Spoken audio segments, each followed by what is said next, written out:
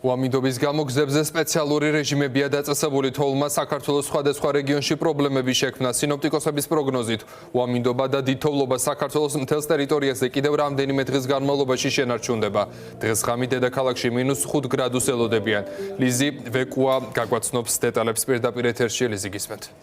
დიახ, გიორგი, უამინდობამ გუშინ საღამოს საათებიდან საქართველოს მასშტაბით პრობლემები შექმნა. გურიაში ოზურგეთის მუნიციპალიტეტში მცხოვრები მოქალაქეების ნაწილი გაუწმენდა გზებზე, ელექტროენერგიისა და გათბობის არარსეობაზე წუხს და ასევე ადგილობრივ ხელისუფლებას დახმარების თხოვნით მიმართავს. გურიაში მცხოვრები ადამიანები 112-ში დასახმარებლად გუშინდელი დღის შემდეგ რეკავენ, თუმცა უშედეგოდ. რამდენიმე მათგანი უკიდურესად მძიმე სიტუაციაშიც კი აღმოჩნდა იმის გამო, რომ გზიდან თოვლის გაწმენდა ამ დრომდე ვერ ხერხდება. თოვლის გამო ასევე შეფერხებებია საერთაშორისო მნიშვნელობის გზებზე, რომელიც გურიაზე გადის. მაგალითად, სამტრედია ლანჩხუთი გრიგოლეთის საავტომობილო გზაზე და სენაკი ფოთი ასაქცევი სერფის საავტომობილო გზების მონაკვეთზე დროებით შეიზღუდა როგორც მისაბმელიანი, ასევე ნახევრად მისაბმელიანი ავტოტრანსპორტის მოძრაობა. ხოლო დანარჩენი სახის ავტოტრანსპორტის გადაადგილება ამ დრომდე თავისუფალია. ამას გარდა გურიაში უამინდობისა და დიდი თოვლის გამო 23-დან 26 თებერვალამდე მატარებლის რამდენიმე რეისი გაუქმდა. ინფორმაცია ამის შესახებ საქართველოს რკინიგზამ გაავრცელა. გურიის გარდა ასევე პრობლემები ქვეყნის სხვადასხვა კუთხეებშიც შეიქმნა. უამინდობის პარალელურად ბათუმში 20,000-ზე მეტ აბონენტს წყალი 24 საათზე დიდხანს არ მიეწოდებოდა. ეს პრობლემა ამ მომენტისთვის აღმოფხვრილია. ასევე გუშინ საბადურის ტყესთან უამინდობის გამო მოსრიალდა მანქანა და მოქალაქეების ერთობლივი ძალებით მათ ამ პრობლემის აღმოფხვრაც კი შეძლეს. ნახევარ მეტრაზე მეტი თოვლია. არც გზაია.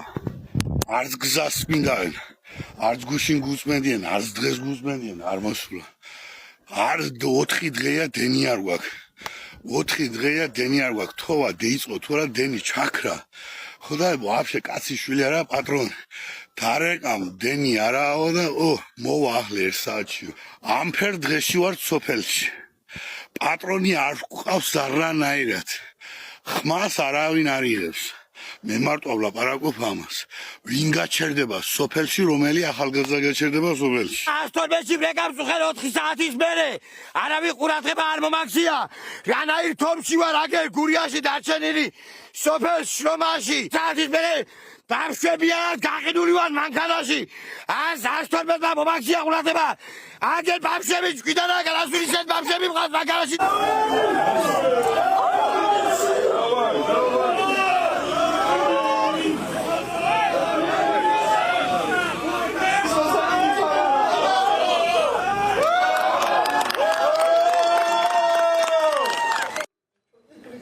დიდთოვლობისგან შექმნილი ვითარების გამო ჩვენ ასევე დაუკავშირდით ქუთაისის საერთაშორისო აეროპორტს, სადაც გვითხრეს, რომ ფორს-მაჟორული სიტუაციის ფონზე რეისები დაგვიანებულად, თუმცა გამართულად და უსაფრთხოდ მიმდინარეობს.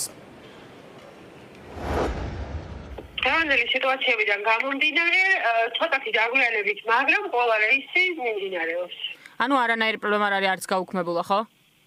გაუქმებული არ არის, ერთადერთი აბუდაბის ღამის რეისია, ღამით არის გადადებული 1 რეისი. დანარჩენი ვროცლავი, ბერლინი, ბრიუსელი ჩვეულებრივად განრიგის მიხედვით მიმდინარეობს. თელ-ავივი ვერ მიიღო ბათუმმა და მივიდეთ ჩვენ და ეხლაც ვუშვებთ მეორე თელ-ავივს, ასე რომ ფორს-მაჟორულ სიტუაციაში, მაგრამ ჩვეულებრივად ყველაფერი კარგად მიმდინარეობს. სინოპტიკოსების თქმით, საქართველოს მასშტაბით თოვლიანობა 27 თებერვლის ჩათვლითაა მოსალოდნელი და საღამოს საათებში ტემპერატურამ შესაძლებელია -5 გრადუსაც კი მიაღწიოს. ეს ლიზი ვეკუა იყო პირდაპირ ეთერში.